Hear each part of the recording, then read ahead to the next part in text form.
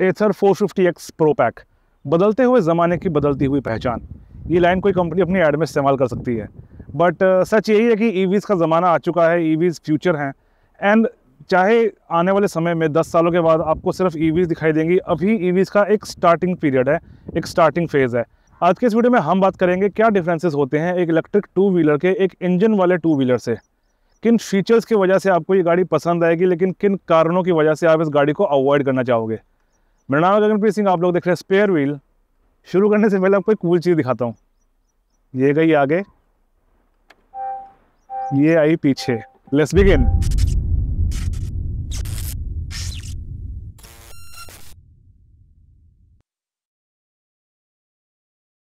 अभी world wide EVs का एक स्टार्टिंग फेज चल रहा है। कुछ कंपनीज़ को छोड़ के जिन्होंने बहुत जल्दी स्टार्ट किया था, एंड कुछ कंट्रीज़ को छोड़ के जो ईवीज़ को बहुत ज़्यादा पुश कर रही हैं।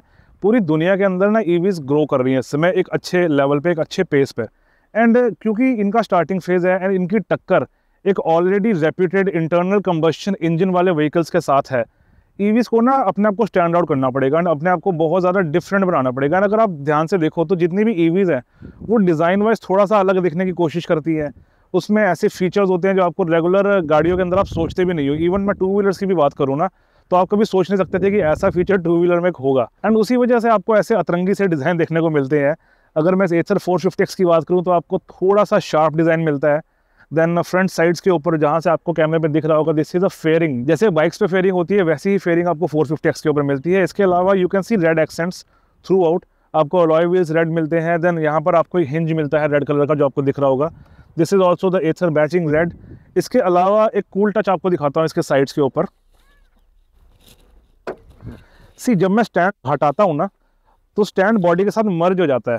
This is something very cool जो मैंने और किसी ईवी में नहीं देखा है। आई एम सेइंग मैंने नहीं देखा, आई एम नॉट सेइंग बाकी ईवीज़ के अंदर फंकी डिज़ाइन एलिमेंट्स नहीं होंगे।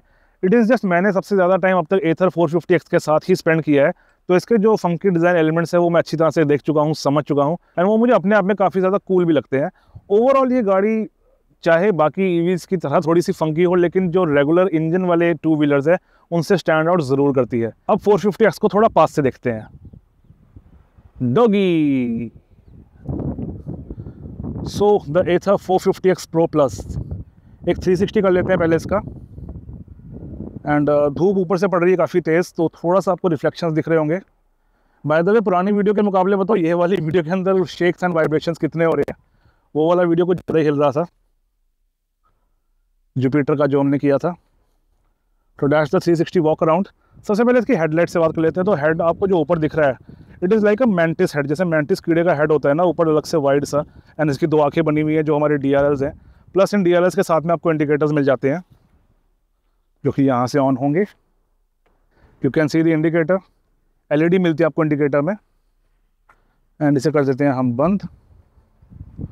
राइट। सो द DRL दिन में बहुत ज़्यादा दिखती नहीं है, बिकॉज एक तो बहुत छोटी सी, दूसरा ना किसी किसी एंगल पे आपको देखना पड़ता है। कैमरे में आई एम नॉट श्योर कितनी ज़्यादा क्लियरली विजिबल होगी, क्योंकि धूप भी काफ़ी ज़्यादा पड़ रही है। इसके अलावा इस मैंटिस हेड के ऊपर ना सेंटर में आपको यहाँ पे हल्का सा प्लास्टिक का पैनल मिल जाता है, काइंड ऑफ फेयरिंग।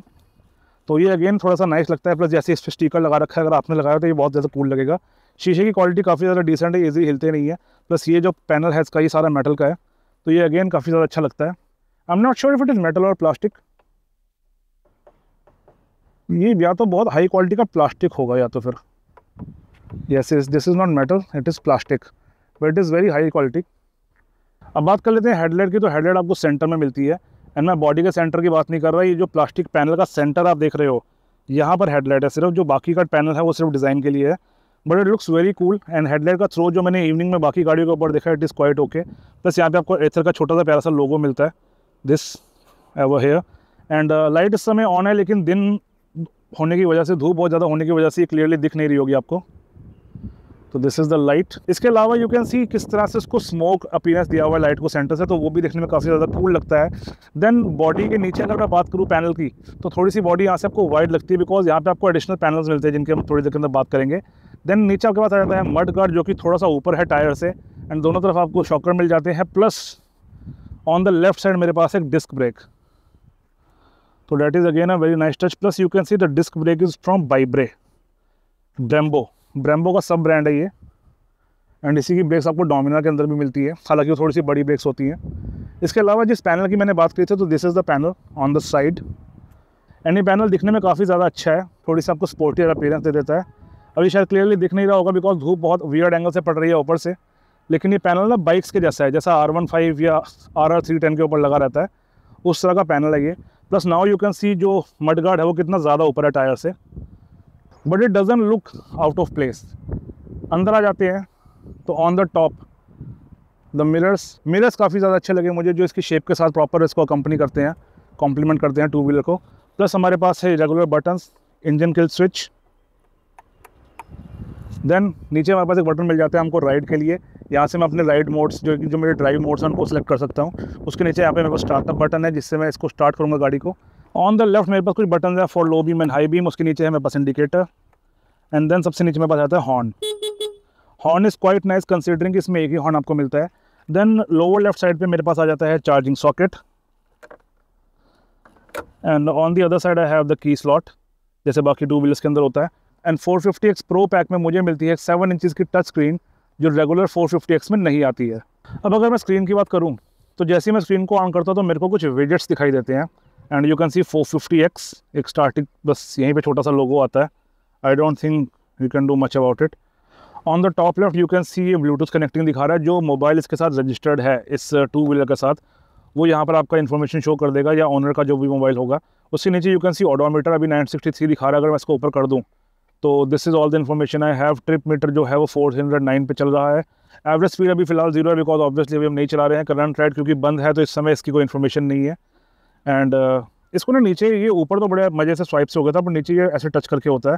प्लस ये जो इन्फॉर्मेशन है ना, ये आपको टच करना पड़ता है, अब इसको स्वाइप नहीं कर सकते। चलिए, इसके अलावा सेंटर में मेरे पास यहाँ पे ड्राइविंग मोड्स आ जाते हैं। मेरी बैटरी दिखा रहा है 72%। टॉप लेफ्ट साइड पे आपको मिलता है ब्लूटूथ का आइकन, जहाँ पर हमारा जो मोबाइल रजिस्टर्ड होगा इस व्हीकल के साथ, उसकी इन्फॉर्मेशन यहाँ पे आएगी। अगर मैं अपना मोबाइल लाऊंगा तो यहाँ पे मेरा नाम आ जाएगा गगनप्रीत सिंह, ठीक है। इसके बाद नीचे मेरे पास यहाँ पे आ जाएगा ओडोमीटर, एंड ओडोमीटर की इन्फॉर्मेशन को अगर मैं कंप्लीटली देखना चाहता हूँ तो मैं इसको ऊपर करूँगा, यहाँ पर मेरे पास ओडोमीटर से रिलेटेड इन्फॉर्मेशन आ जाएगी, लाइक करंट राइड कितने किलोमीटर चला चुका हूँ मैं, ओडोमीटर कितना मेरा अब तक चला है, total 963 kilometre. Then trip meter मेरा 409 kilometre, and then average speed. इसको मैं वापस नीचे कर देता हूँ, एंड ये जो नीचे की इन्फॉर्मेशन है इसको यहाँ से मैं स्वाइप कर सकता हूँ, आई मीन चेंज कर सकता हूँ। स्वाइप ये नहीं होता है, आपको यहाँ पे क्लिक करना पड़ता है, तो that is a miss for the company. इतनी बड़ी स्क्रीन पे आपको जेस्चर्स देने ही चाहिए। देन सेंटर में आपके पास 450 की बैजिंग है, जिसका मुझे कोई बहुत ज़्यादा सेंस नहीं लगा। एंड उसके नीचे मेरे पास है बैटरी प्लस रेंज। अभी 72 किलोमीटर की रेंज दिखा रहा है इन इको मोड, एंड जैसा आपको मैंने बताया था इस बटन से हमारे मोड्स चेंज होते हैं, तो हम बटन से मोड चेंज करते हैं एक बारी। ये आ गया है राइड, 60 किलोमीटर का रेंज, स्पोर्ट मोड में 53 का रेंज, एंड वॉप मोड के अंदर 47 का रेंज। ऐसा क्यों है? बिकॉज जब गाड़ी आपको मैक्सिमम पावर देगी तो उसका आउटपुट थोड़ा सा घट जाएगा। तो डैट इज़ समथिंग जो मेरे को लगता है जहाँ पर अभी ईवीज़ को थोड़ा सा अपने आप को सुधारने की और ज़्यादा ज़रूरत है। डेफिनेटली ये इंजन वाली गाड़ियों के अंदर भी होता है, लेकिन ईवीज़ के अंदर ना इसका बहुत ड्रास्टिक डिफरेंस पड़ जाता है। इसके अलावा मेरे पास आ जाता है गूगल मैप। इस मैप को अगर मैं बड़ा करना चाहूँ तो either I can use this button और I can use it like this, like this, ठीक है। तो ये ऐसे भी छोटा बड़ा हो जाता है सारा कुछ। एंड विजेट्स मेरे थोड़े बहुत एडजस्टेबल हैं लाइक दिस। अरे कैसे गया था भाई तू पहले? थोड़ा बहुत यू कैन सी जो स्क्रीन के इश्यूज़ हैं, this is not major but है थोड़ा बहुत। बट ओवरऑल आपको डे टू डे यूसेज के अंदर ना कोई दिक्कत कभी महसूस नहीं होगी, क्योंकि उसमें आप इतना खेलोगे नहीं जैसे मैं अभी इस समय खेल रहा हूँ, ठीक है। उसके बाद अगर मैं ऊपर कुछ आइकन्स देखूँ तो यहाँ पर कोने में मेरे पास है टाइम 12:17 PM। देन यहाँ पर मेरे पास एक टावर दिखाई दे रहा है, I think it is for the signal, क्योंकि इसके अंदर कोई ना कोई सिम कार्ड टाइप चीज़ ज़रूर होगी जिससे इसको इंटरनेट चल रहा है। Then Bluetooth. उसके अलावा यहाँ पर आ रहा है एक आइकन जो कि है इंजन किल स्विच का, and yellow icon you can see it is for the stand. तो जैसे मैं स्टैंड हटाऊंगा वो आइकन हट जाएगा। नहीं, यहाँ पे आपको एक मेन्यू दिख रहा है, अगर मैं इसको क्लिक करता हूँ तो ये ऊपर से नीचे आ गया। अदरवाइज़ मैं चाहूँ तो अब नॉर्मल मोबाइल की तरह इसको ऊपर से नीचे भी खींच सकता हूँ। यहाँ पर आ रखा है ऑनर का नाम सतीश, ओके ठीक है। एंड आई थिंक डॉक्यूमेंट्स भी यहाँ से विजिबल होंगे। चलिए, वेरी नाइस। इसके अंदर डॉक्यूमेंट भी विजिबल हो जाते हैं, ब्लर कर रखे हैं फॉर ऑब्वियस रीजंस। तो इसके अलावा क्विक कंट्रोल्स की बात करूँ तो यहाँ पर मेरे पास ब्राइटनेस है, मैं चाहूँ तो इसे कम ज़्यादा कर सकता हूँ। ये पहले ऑटो रखी थी, पता नहीं मैंने चेंज कर दी किसी रीज़न से। कॉल्स ऑन, अच्छा कॉल्स का इंडिकेशन आपको स्क्रीन पे चाहिए या नहीं? Indicator, I think this is the आवाज़ ऑफ इंडिकेटर। अब इंडिकेटर चलाया तो आवाज़ नहीं आ रही, अब आवाज़ आनी शुरू हो गई। चलिए, इसके नीचे पार्क असिस्ट है मेरे पास। पार्क असिस्ट की आवाज़, जैसे अगर मैं रिवर्स मोड में लगाता हूँ या कुछ भी करता हूँ तो पार्क असिस्ट ऑन ऑफ होगा, उसकी आवाज़ आती है यहाँ पे। Then I have auto hold, and auto hold में क्या होता है, अगर मेरी स्कूटी ऊबड़ खाबड़ रास्ते में है तो अपने आगे पीछे ना हो जाए, उससे बचने के लिए मेरे पास ऑटो होल्ड का ऑप्शन दिया हुआ है जो कि ब्रेक्स को ऑटोमेटिकली अप्लाई कर देगा। Then I have the smart eco mode. Smart eco mode basically क्या करता है, जब मैं इको मोड में होता हूँ थोड़ी बैटरी बचाता है, जब मैं दूसरे मोड्स में होता हूँ थोड़ा सा खींचता है उसको। तो स्मार्ट इको मोड बेसिकली सिर्फ इतनी सी चीज़ है कि आपको इको मोड में थोड़ी सी अच्छी पावर मिल जाती है, प्लस आपकी रेंज उतनी ही रहती है। And then I have the incognito mode. Incognito mode में क्या होगा, जब मैं इनकॉग्निटो करके चलाऊंगा तो ओनर को पता नहीं चलेगा मैं इसको कहाँ लेके जा रहा हूँ। इनकॉग्निटो मोड में आई हैव अ डाउट कि अगर आपकी स्कूटी कहीं पर आप लेकर गए इनकॉग्निटो मोड लगाकर, और वहाँ इनकॉग्निटो में जाकर अगर ये चोरी हो जाती है तो क्या इसको हम ढूंढ पाएंगे या नहीं। तो इसकी जानकारी मैंने बहुत ज़्यादा तो नहीं लिया, लेकिन लेट्स सी समथिंग। ओके, यहाँ पे थीम का ऑप्शन भी हमारे पास, ऑटो ब्राइटनेस यहाँ से ऑन ऑफ होती है, ऑटो थीम, ठीक है। देन ऑल राइट, थोड़े और ऑप्शंस आ गए हैं, ऑटो इंडिकेटर। इसके बाद है गाइड मी होम लैम्प, यानी जैसे कार्स के अंदर ऑप्शन आती है जब आप घर पे जाते हो कार को बंद कर देते हो तो थोड़ी देर तक उसकी लाइट जलती रहती है ताकि आप घर तक जा सको। सेम आपको इसके अंदर फीचर मिलता है। इनकॉग्निटो और स्मार्ट इको मैं आपको बता चुका हूँ। Then I have the optimise charging, and if I am not wrong optimise charging आपकी चार्जिंग को रोकता होगा 80% पे। तो exactly like that, optimise charging automatically cuts off charging at 80% to improve your battery health. All right, इसके अलावा यहाँ पे और क्या चीज़ें लिखी है, to start charging turn the key of.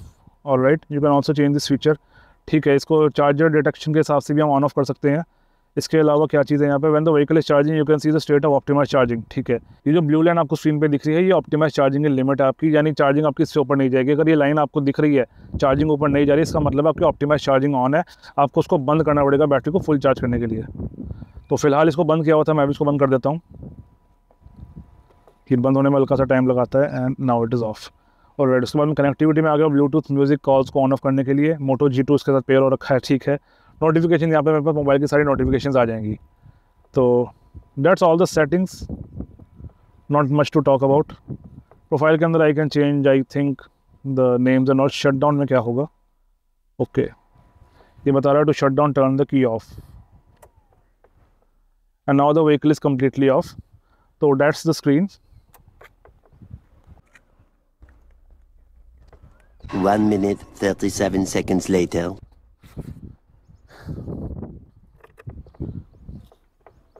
So guys, I don't think shutdown वैसे काम कर रहा है जैसे मैंने सोचा था, बिकॉज अभी मैंने चाबी को ऑन किया है एंड फिलहाल एथर 450 हमारी स्टार्ट नहीं हो रही है। I am not sure it is a problem और it is some sort of feature जिसका मुझे आइडिया नहीं है। Okay, I have this animation, ठीक है। चाबी ऑन करने के बाद ये क्लियरली विजिबल नहीं है बिकॉज इसके ऊपर ना लैमिनेशन हो रखा है, तो शायद आपको भी नहीं दिख रहा होगा ये, सॉरी फॉर डैट। बट अभी ये स्टार्ट हो रही है इस समय। ऑल राइट, तो जो स्टार्टअप है वो मोबाइल के जैसा टाइम लगाता है इसका। चलिए, something it was something new जो मैंने भी आज ही सीखा है। अभी आप देखिए लोगो उसका आ चुका है स्क्रीन के ऊपर जो आपको दिख रहा होगा। पहले इट वाज वेरी डिम, थोड़ी बहुत एनिमेशन कर रहा है, एंड आई थिंक अब हमारी 450X Pro पैक स्टार्ट हो जाएगी। Let's wait for a moment, it's taking quite long if you ask me.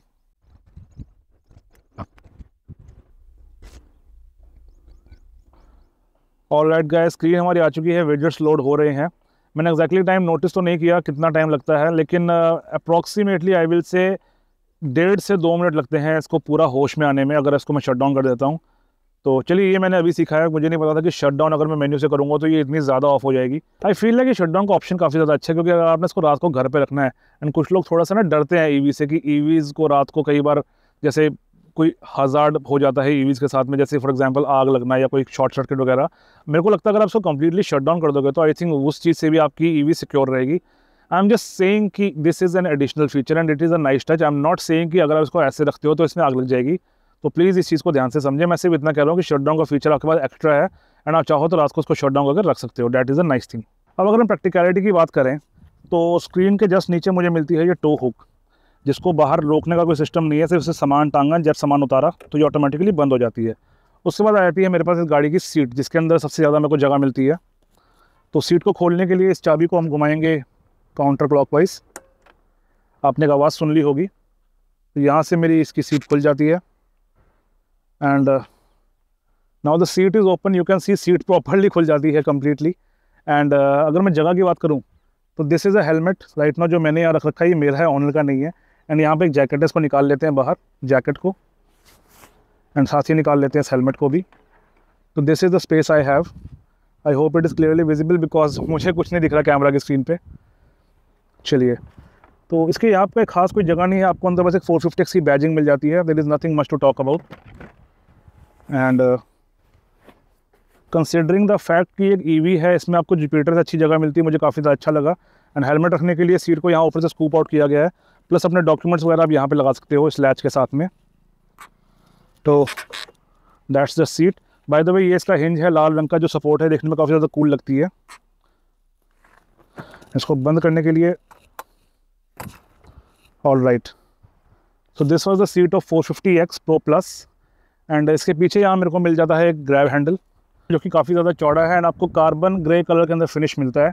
And उसके नीचे I have the tail lamp which is quite cool. So this is the LED, you can see the flicker. And यहाँ पे आपको एचर की badging मिल जाती है on the lower side. पिछला टायर आपको मिलता है 100, 80 एंड 12। एंड अगला टायर आपके पास है 90, 90 एंड 12। तो टायर्स आर क्वाइट नाइस। आपको जैपर टायर मिलता है दोनों MRF की तरफ से, अलॉयज आपके रेड है एंड पीछे आपको डिस्क ब्रेक मिलती है from ByBre. And you can see the single monoshock suspension finished in red colour. एक और चीज़ आपको दिखाता हूँ, इसके जो फुट रेस्ट है ना, ये काफ़ी ज़्यादा अच्छे बने हुए हैं। लुक एट दिस, ये बाहर की तरफ नहीं आते जैसे बाकी व्हीकल्स में होता है, ये बस इन्होंने इसको थोड़ा सा उठा रखा है and they look quite cool. Plus इसके ऊपर पैर वैर रखना भी काफ़ी ज़्यादा डिसेंट है। So that was the overview of Ather 450X Pro pack. अब समय आ गया टू व्हीलर को चला के देखने का। ऑलराइट गाइस, इसको चलाने का समय हो गया है। धूप आई थिंक बहुत तेज़ पड़ रही होगी आप लोगों को। चलाने के लिए पहले किल स्विच को हमने ऑन करना है, कोई सी भी ब्रेक दबाकर, एंड देन हमने ये बटन दबाना है। एक टिंग सी आवाज़ आती है, बड़ा एक प्यारी सी बीप आती है। एंड जब वो बीप आती है उसके बाद अगर मैं एक्सेलरेटर दूंगा तो without any noise it starts moving. Alright, but जहाँ पर मैं रिकॉर्ड कर रहा था वहाँ से दूसरी तरफ आने का एक रीज़न ये है कि आपको कुछ चीज़ें दिखाना चाहता था। तो आई एम एज्यूमिंग आपको स्क्रीन क्लियरली दिख रही हो। तो अब मैं यहाँ से इसको करूँगा पार्क असिस्ट मोड के अंदर। एंड यू कैन सी यहाँ पर रिवर्स लिखा आ रहा है, यानी रिवर्स में जैसे ही मैं एक्सेलरेटर देता हूँ ये पीछे की तरफ जाना शुरू हो जाती है। हालांकि इसकी मैक्सिमम स्पीड आई थिंक 5 की है। ओके, रिवर्स में 3 की मैक्सिमम स्पीड है। एंड फॉरवर्ड करने के लिए मुझे ये बटन दबाना पड़ेगा, स्टार्टर वाला।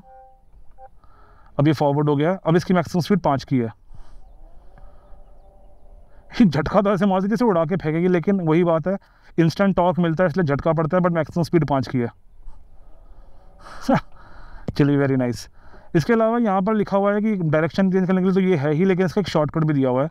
तो शॉर्टकट को ट्राई करते हैं। Brake, indicator and then power button. अब ये मेरा नॉर्मल ड्राइव मोड पे आ गया। अगर मैं इसको पार्क असिस्ट मोड में चाहता हूँ एंड बार बार मुझे ये ऐसे टच वाला नहीं करना है, तो I can use brake, indicator and start button. Reverse ऐसे पीछे, और ये पावर का बटन दबाया ऐसे आगे। तो अभी इसमें से निकल जाते हैं हम बाहर। Brake, indicator and power button. I think completely रुकना ज़रूरी है इस चीज़ से बाहर निकलने के लिए। चलिए, ऑलराइट। कि इको मोड में भी ना इसकी आवाज़ ऐसी हो जाती है जैसे पता नहीं उड़ाई जाएगी अभी। ऑलराइट, एंड जहाँ मैंने रिकॉर्ड किया वहाँ से दूर इसलिए आया हूँ बिकॉज आपको एक फैंटास्टिक चीज़ दिखाना चाहता हूँ जो मैं बार बार नहीं दिखा पाऊँगा एक्चुअली। अभी हम इको मोड के अंदर है, you can see clearly. And यहाँ छोटा सा ये हमने चढ़ना है रोड का पार्ट, सीधा सीधा। बहुत आराम से चढ़ गई है ये। एंड ये चीज़ एक्चुअली बहुत सारे रिव्यूज़ के अंदर लोगों ने बताई है कि Ather despite having very modest power figures के बहुत नॉर्मल से हैं, लेकिन एथर आराम से पहाड़ के ऊपर चढ़ जाती है। एंड ये ब्रेकर भी डिसेंट था। इस ब्रेकर को हल्की सी ज़्यादा स्पीड पे करेंगे हम because it is a new machine. हाँ, बहुत हल्के सी स्पीड पे करा है, मतलब वही 15-20 का स्पीड रहा होगा एवरेज। तो कोई दिक्कत नहीं आई है, मुझे किसी तरह का बम्प महसूस नहीं हुआ। ये वाला मैंने 19 की स्पीड पर करा है, कोई बम्प नहीं था। तो ground clearance is kind of okay, मतलब ओके इन द सेंस कि शहर के हिसाब से बहुत अच्छी ग्राउंड क्लियरेंस है, क्योंकि ये बम्प बहुत डिसेंट साइज़ के हैं। तो अगर फील नहीं हो रहे हैं स्कूटर के ऊपर तो इट मीन्स आपको किसी तरह की दिक्कत नहीं आएगी। चलिए, अब ये मैं किसी नई लोकेशन के ऊपर हूँ जहाँ से बाहर जाने का मुझे रास्ता नहीं पता है, तो I am just trying to understand कि यहाँ से बाहर निकलना कैसे है। All right, off roading on Ather. ये जिनकी है ना ये मशीन जिनका ये ईवी है, जिनकी टू व्हीलर है, वो बोलेंगे भाई इसको मैं आगे से अपनी गाड़ी नहीं दूंगा कोई भी, क्योंकि उन्होंने खुद चाहे अभी ना चलाई हो ऐसे रास्तों के ऊपर, बिकॉज है ना वो नया बंदा तो नई नई गाड़ी को प्यार से रखता है, हम परवाह नहीं करते, इसलिए आराम से ले जाते हैं। ठीक है, बहुत ही साइलेंट है, किसी तरह की कोई आवाज़ नहीं है। सस्पेंशन की यहाँ बात कर सकते हैं हम, एंड सस्पेंशन थोड़ा सा स्टिफ मुझे महसूस हो रहा है, कंसिडरिंग द फैक्ट कि यहाँ ऐसी सड़कों के ऊपर ना मैंने अपनी एक्टिवा और अपने दोस्त की जुपिटर वगैरह चला रखी है, तो सस्पेंशन थोड़ा सा स्टिफ ज़रूर महसूस हुआ मुझे, बट अदर दैन डैट बहुत आराम से निकल गई गाड़ी वहाँ से। एंड अभी हम हैं हाईवे के ऊपर, जहाँ टू व्हीलर्स को बेसिकली नहीं होना चाहिए, but let us see, let's push it once. Eco mode पे है, मैक्सिमम करते हैं इसको। आई थिंक इको मोड की कोई लिमिट होगी, आई फील लाइक 45 पे रुकी हुई है, 46। थोड़ा सा विंड ब्लास्ट है उधर की तरफ से मेरे को ना आज मुझे फील हो रहा है। There you can see on that tree, wind blast मेरी तरफ है, इसलिए ना थोड़ा सा उसको फ़र्क पड़ रहा है। I feel like eco mode की जो मैक्सिमम स्पीड है that is 50, and it is quite okay for city use I will से।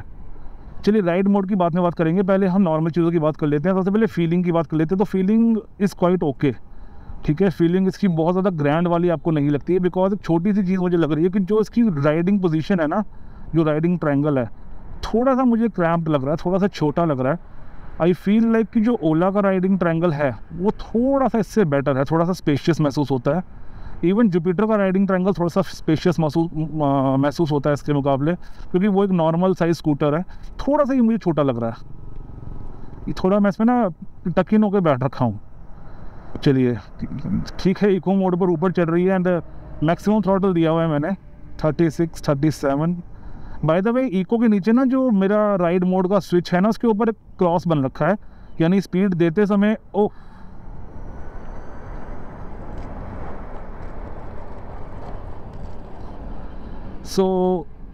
उस मोड के ऊपर बटन एक लाइन आ रखी है।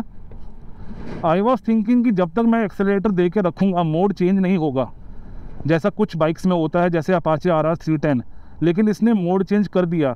तो मे बी सॉफ्टवेयर आपको ये कहना चाह रहा है कि जब आपने स्पीड दे रखी है ना, अब इसका मोड चेंज मत करो, it could be harmful for the motor. तो हमेशा जब भी आप अपने एथर के अंदर हो, आप हमेशा एक्सेलरेटर को छोड़ के ही मोड चेंज करें, चलते उसके ऊपर मोड चेंज ना करें। एक दूसरा इसका रीज़न ये भी मुझे लगा, जब मैंने रेस दे रखी थी ना, और जैसे मैंने इको में स्विच किया है, इंस्टेंट पिकअप मिलता है मुझे, तो वो इंस्टेंट पिकअप कई बार फैमिली पीपल के लिए थोड़ा बहुत हानिकारक हो सकता है। हम इसको इको मोड पे कर देते हैं, एंड थोड़ा घूमते हैं अभी और हाईवे के ऊपर। अभी मुझे रेंज दिखा रहा है 68, तो जब रेंज 15 की रह जाएगी मैं तब टेंशन लूँगा, 15-20 की। आई डोंट नो जो ओनर है वो यहाँ से कितना दूर रहते हैं, मुझे लिटरली कोई आइडिया नहीं है, बट उनके ऑफिस से मैंने ली है, एंड आई फील लाइक वो ऑफिस में इसको चार्ज कर लेंगे, तो इसको थोड़ा सा चलाते हैं अभी हम आराम से। And that was the riding triangle. तो राइडिंग ट्रायंगल आपको थोड़ा सा कंजस्टेड लग सकता है, स्पेशली जो टॉल पीपल हैं। 5'10" मेरी हाइट है, मुझे जस्ट ये ओकेश लग रहा है मेरे से। आई फील लाइक मेरे से छोटी हाइट का बंदा थोड़ा आराम से चला लेगा इसको, बट जिसकी भी हाइट मेरे से ज़्यादा होगी उसको थोड़ा सा ये क्रैम्प महसूस होगा। This is what I feel. उसके अलावा जो बाकी की फील एंड फिनिश है, जो एर्गोनॉमिक्स है ना, अगेन इनमें मुझे थोड़ी सी एक चीज़ लगी कि ये थोड़ा सा ना स्ट्रेच करना पड़ता है मुझे। लाइक अगर आप मेरे थम्स को देखें दोनों तरफ, ओके, जो बटन्स की प्लेसमेंट है ना, ये सिमेट्रिकल नहीं है। बटन ये वाला थोड़ा सा अंदर की तरफ है, ये थोड़ा सा बाहर की तरफ है। This is what I can feel. And दूसरी चीज़, जैसे इसकी जो शेप है ना बॉक्सी वाली, it is not very much ergonomic. ये देखने में सुंदर है काफ़ी, यस, मैं इसको मना नहीं करूँगा कि ये देखने में अच्छा नहीं लगता, देखने में इट इज़ कूल, लेकिन ये एर्गोनॉमिक नहीं लग रहा है। एर्गोनॉमिक्स जो है वो जैसे एक्टिवा या जुपिटर के हैं ना, उस तरह के एर्गोनॉमिक्स आपको मिलते हैं TVS और बजाज के EV के अंदर, क्योंकि वो कंपनीज़ बहुत समय से इन चीज़ों को बना रही हैं। उनका एर्गोनॉमिक वाला चैप्टर क्लियर हो रखा है, लेकिन ये जो न्यू कंपनीज़ है ना, इनको भी एर्गोनॉमिक्स सुधारने में थोड़ा सा टाइम लगेगा मेरे को लगता है। अदर देन डैट ऐसे कोई इशू नहीं है, सारे button they are properly usable, just वो नेचुरल फीलिंग वाले बटन नहीं है इस समय, but yes, it is all cool. इसके बाद अगर मैं एक्सेलरेटर की बात करूँ, तो accelerator input is very crisp, and to be very honest I was not expecting it like this. And जैसे मैंने जुपिटर के वीडियो के अंदर बात करी थी कि एक्सेलरेटर इनपुट एक ऐसी चीज़ है जो अगर TVS जुपिटर का सुधार देता है और उसको इस तरह का एक्सेलरेटर दे देता है, कोई राइड बाय वायर टाइप, तो जुपिटर ऑटोमेटिकली एक स्टेप ऊपर चला जाएगा प्रोडक्ट। और वो चीज़ एथर के अंदर है। एथर की क्वालिटी आप जब इसको चलाते हो ना, एक तो ऑलरेडी ये EV है तो ये साइलेंट है, उसके बाद जो इसका एक्सेलरेटर इनपुट है I feel like it is ride by wire, I am not so sure about it, क्योंकि आई थिंक सारे ईवीज राइड बाय वायर ही होते हैं। तो it is very crisp, it is very much crisp. And हालांकि ये 50, अब देखो मेरे को हवा पीछे से पड़ रही है तो ये 52 53 जा रहा है इको मोड पे, 54 55 56, इस समय हवा पीछे से आ रही है। 57 जा सकते हैं क्या हम? थोड़ा सा ना मैंने जैकेट भी पहन रखी है। हाँ 57। हमारा काम इको मोड पे भगाना नहीं है इसको, हवा बहुत ऊबड़ खाबड़ है।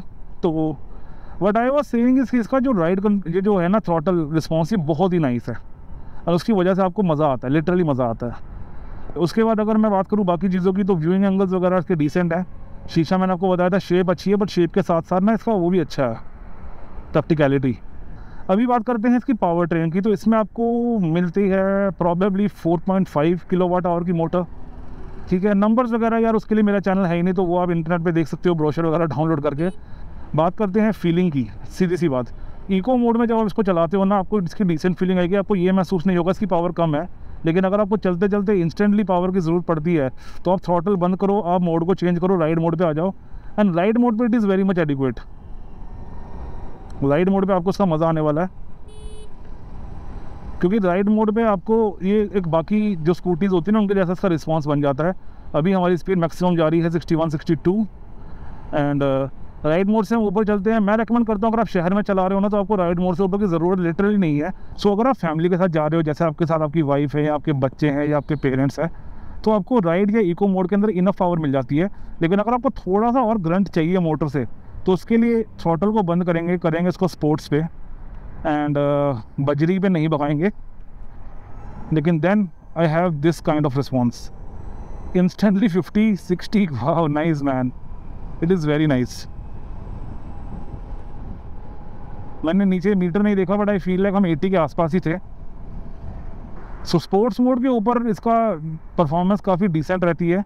एंड स्पोर्ट्स के बाद हमारे पास एक आ जाता है वॉप, जिसकी ज़रूरत लिटरली किसी को नहीं है, लेकिन वो एथर 450X में आपके पास है। This is going to be very fast. And अगर आप पहली बार ईवी चला रहे हो तो टेस्ट ड्राइव पे आपने वॉप मोड नहीं चलाना है। This is quite fast guys. लेकिन कई बार हमारे शहर में ऐसी गाड़ियाँ भी आ जाती हैं, क्योंकि सर्विस लेना है तो गाड़ी कहीं से भी आ सकती है। सो इस चीज़ का ध्यान रखें। बट ये it is fun. So overall modes की वजह से ना ये गाड़ी बहुत ज़्यादा फन महसूस होगी आपको। यार ये मज़ेदार है, क्योंकि आपको इस पर कोई आवाज़ नहीं है, कोई वाइब्रेशन नहीं महसूस होती, कुछ नहीं होता। It is literally zero vibration. Even at 80 मैंने भी बॉडी को हाथ लगा रखा है पीछे से, कोई वाइब्रेशन नहीं है। हाँ थोड़ा डर ज़रूर लगता है गाड़ियों के बीच में इतना तेज़ चलाते हुए। 85 86 89 बॉयज़, 89 90। अभी हवा मेरे अगेंस्ट है, तब जाके मैं 90 को टच कर रहा हूँ। हालांकि इसकी जो टॉप स्पीड कंपनी क्लेम करती है दैट इज़ 90 ओनली। एंड जो इसका अगर मैं GPS के टॉप स्पीड की बात करूँ तो वो 80 to 90 के बीच ही है। तो it is not very fast. This was the maximum. 90 की स्पीड इसकी मैक्सिमम कंपनी बोलती है। 91 92 चली जाएगी, वो अलग अलग गाड़ी का थोड़ा बहुत फ़र्क होता है 19-20 का, वो not a big problem. But walk mode is very nice. मुझे वॉक मोड चलाने में कोई दिक्कत नहीं महसूस हो रही, बिकॉज ऑलरेडी डोमिना चलाता हूँ मैं। बट ये बहुत मज़ेदार है यार। ये ना मतलब ऐसे कहूँगा मैं इसको कि ये बाइक्स के बहुत करीब है वॉक मोड। एंड बैटरी में फटाफट ख़त्म करता जा रहा हूँ, तो इसको यहाँ से वापस घुमा लेते हैं हम रंजीत एवेन्यू से। एंड ये मैं रिव्यू छोड़ के इसका मज़ा लेने लग गया हूँ। But that is what all the people do जब वो पहली बार ईवी चलाते हैं। इसमें डेफिनेटली वो वाली फीलिंग नहीं है जो आपको एक इंजन वाली गाड़ी में आती है ना, जो RPM वगैरह की, वो फीलिंग आपको नहीं आती इसमें। लेकिन इसमें जो स्पीड का एक जो एहसास है, स्पीड वाली जो फीलिंग है इन्होंने जो आपको दिलाई है, that is very nice. I mean it is true for all the EVs। जितनी भी EVs हैं उन सब के लिए ये चीज़ है। सो ये तो था 450X Pro पैक का राइडिंग एक्सपीरियंस। अब मेरा एक बहुत ज़्यादा स्ट्रॉन्ग ओपिनियन है जो मैं आपको इस वीडियो के अंदर बताऊँगा, एंड वो है जैसे सरकार कार्स को हटाकर उनको EVs पे शिफ्ट करती जा रही है, इंजन वाली कार्स को हटाकर। एंड उसी तरह से सरकार इंजन वाले 2 व्हीलर्स को हटाकर इंटरनल कंबशन इंजन जितने भी हैं, एक्टिवा, जुपिटर, एवरीथिंग, उन सबको हटाकर भी EV पे स्विच करना चाहती है। मेरे को लगता है 2 व्हीलर वाले EVs सबसे ज़्यादा प्रैक्टिकल EVs हैं बिकॉज ऑफ द कॉस्ट, क्योंकि जिनकी जो कॉस्टिंग है वो रेगुलर ईवी से आपको बहुत ज़्यादा दूर महसूस नहीं होती, चाहे वो ज़्यादा है, चाहे परसेंटेज वाइज वो उतनी ही महंगी है जैसे कार्स महंगी हैं। बट क्योंकि कार्स का नंबर ना बहुत बड़ा हो जाता है, आप एक 10 लाख की कार लेने जाओ उसकी जगह आपको 20 लाख की कार लेनी पड़े, that is quite expensive considering जो इंडिया की इनकम है। ठीक है, जो एक पर कैपिटा इनकम की अगर मैं बात करूँ ना, तो उस हिसाब से 10 लाख की जगह 20 लाख की कार लेना बहुत महंगा है। लेकिन 90,000 की जगह 1.5 लाख की स्कूटी लेने में इतना आपको फ़र्क महसूस नहीं होगा, क्योंकि 1.5 लाख एक अचीवेबल सा नंबर होता है एक मिडिल क्लास पर्सन के लिए। इसीलिए टू व्हीलर्स की जो ईवी है ना, वो मुझे बहुत ज़्यादा प्रैक्टिकल लगती है। उसके अलावा अगर मैं कॉस्ट सेविंग की बात करूँ तो एथर की एक ऐप आती है जहाँ पे आप देख सकते हो कि आपने कितना पैसा बचा लिया एथर को चलाकर। एंड मैंने वो चीज़ सुबह देखी थी ओनर के मोबाइल के अंदर, तो डैट वाज, जैसे इसका अभी 900 किलोमीटर के आसपास चली है, तो हम एक रफ नंबर ले लेते हैं, 1000 किलोमीटर के ऊपर ना तकरीबन 1400 रुपये की सेविंग थी। तो अगर मैं इसी को 50 से मल्टीप्लाई कर दूँ सीधा सीधा, तो जब तक ये 50,000 किलोमीटर चलेगी तब तक आपकी 70,000 रुपये की सेविंग हो जाएगी। एंड वो 70,000 वही रुपये है जो आपने तब खर्चा था जब आपने इस ईवी को एक रेगुलर इंजन वाले स्कूटर से ऊपर ख़रीदा था, राइट। तो जो आप पैसा स्टार्टिंग में दे रहे हो वो पैसा आपका इजीली रिकवर हो जा रहा है। सेम चीज़ कारों में भी होती है, लेकिन कार के अंदर जो इनिशियल इन्वेस्टमेंट है ना, वो एक मिडिल क्लास पर्सन के बजट से लिटरली बाहर निकल जाती है। आप 20 लाख रुपए की नेक्सॉन खरीद रहे हो, जो कि लिटरली मुझे खुद को किसी को सजेस्ट करने में भी बहुत वियर्ड लगता है। सो चाहे वो अमाउंट आपके 4 व्हीलर ईवी के अंदर भी रिकवर हो जाता है, समहाउ 2 व्हीलर ईवी को रेकमेंड करना मुझे बहुत ज़्यादा ईजी लगता है। और उसके अगेन वही 2 रीज़न है। पहली चीज़ तो जो 1.5 लाख का अमाउंट है ना, वो सुनने में हाइपोथेटिकली बहुत ज़्यादा नहीं लगता। ठीक है, आपको लगता है कि आपने 90,000 की स्कूटी लेनी ही थी, अगर आप उस 90,000 की स्कूटी पे एक्सेसरीज लगाओगे तो वो लाख रुपए की बन जाएगी, एंड लाख रुपए की जगह आपको 1.5 लाख की चीज़ लेनी है। ठीक है, ये आपको सुनने में बहुत ज़्यादा और नहीं लगेगा। लेकिन अगर आपको मैं बोलूँगा 10 लाख की जगह 15 लाख की कार ले लो, वहाँ आपको 5 लाख रुपया देखने में बहुत ज़्यादा लगता है, बिकॉज मिडिल क्लास बंदे के लिए 50,000 रुपये की इतनी अहमियत नहीं है जितनी 5 लाख रुपये की है। ठीक है, it is a very common thing.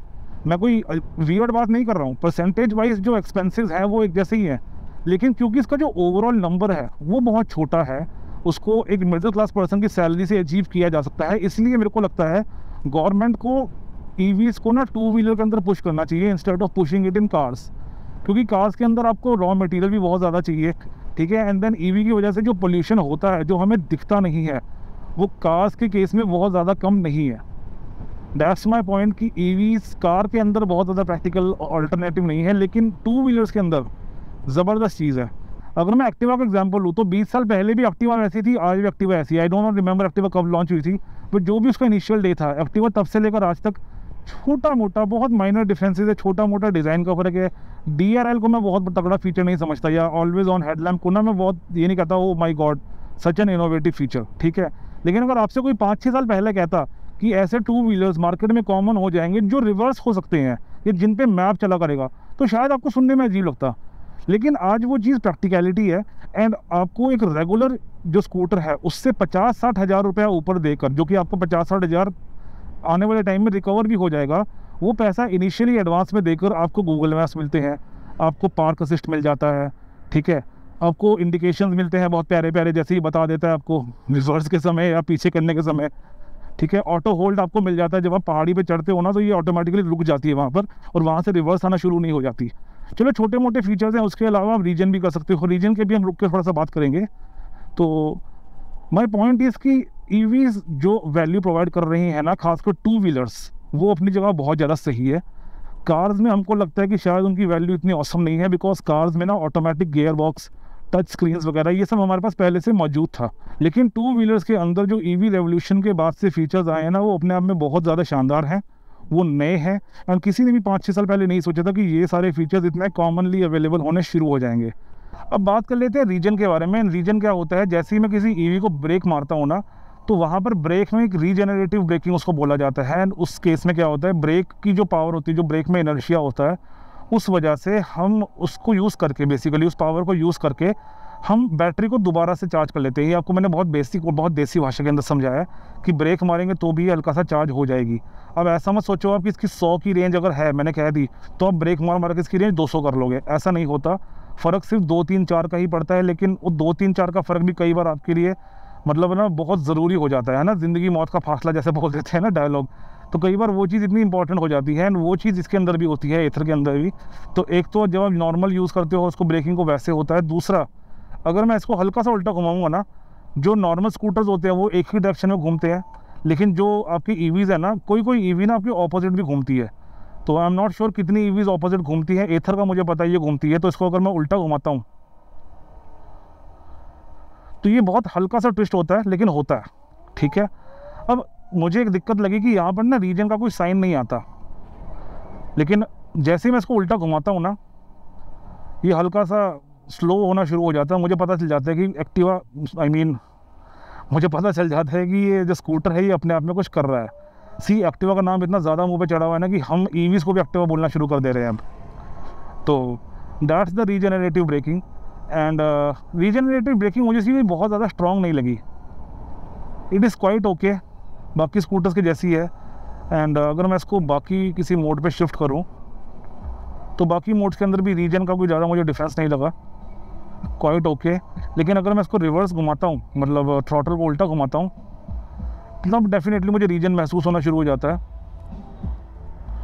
तो that's the reason of Ather 450X and that was my complete review of 450X। अगर आपकी इस चीज़ को लेकर कोई सवाल है तो मुझे कमेंट्स के अंदर डेफिनेटली बताएं, बिकॉज बहुत जल्द हम 450X का आपके सवालों के ऊपर ही बेस्ड एक ओनर रिव्यू को लेकर आ जाएंगे। अब रीजन के बाद बात कर लेते हैं चार्जिंग के बारे में। तो यहाँ पर आपके पास 3 तरह के चार्जिंग ऑप्शंस हैं। जो तो आपकी रेगुलर 450X है, उसमें आपको मिलता है साथ में एक डॉट चार्जर जो कि आपके घर पे इंस्टॉल हो जाता है, और एक आपके पास ऑप्शन होता है हाइपर चार्ज या फास्ट चार्ज का, जो आपको चार्जिंग स्टेशन के ऊपर मिलता है। तो उनकी बात कर लेते हैं पहले। जो डॉट चार्जर है वो आपकी स्कूटी को चार्ज करता है तकरीबन 15 घंटों के अंदर। जो आपका फास्ट चार्जर जो लगे होते हैं चार्जिंग स्टेशन के ऊपर, वो चार्ज करता है 0 to 80% तकरीबन, if I am not wrong, कोई 3.5 घंटे के आसपास, ठीक है। इन दोनों के बीच में एक ऑप्शन आ जाता है पोर्टेबल चार्जर का, लेकिन जो रेगुलर 450X है उसमें पोर्टेबल चार्जर का ऑप्शन आपको नहीं मिलता है। ना आप खरीद सकते हो, ना आप किसी तरह से इंस्टॉल करवा सकते हो। पोर्टेबल चार्जर का ऑप्शन आपको सिर्फ 450X प्रो पैक के अंदर ही मिलता है। एंड वो चार्जर एडिशनली आपको कॉस्ट करता है कोई 13-14 हज़ार रुपये का, ठीक है। उस चार्जर को आप कहीं भी लेकर जा सकते हो, वो 3 पिन सॉकेट में लग जाता है बड़े इजीली।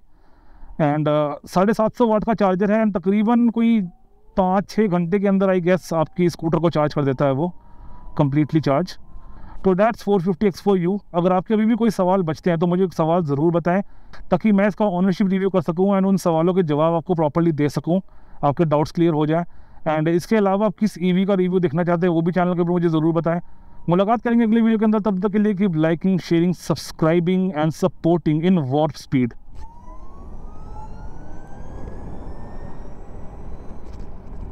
Bye bye.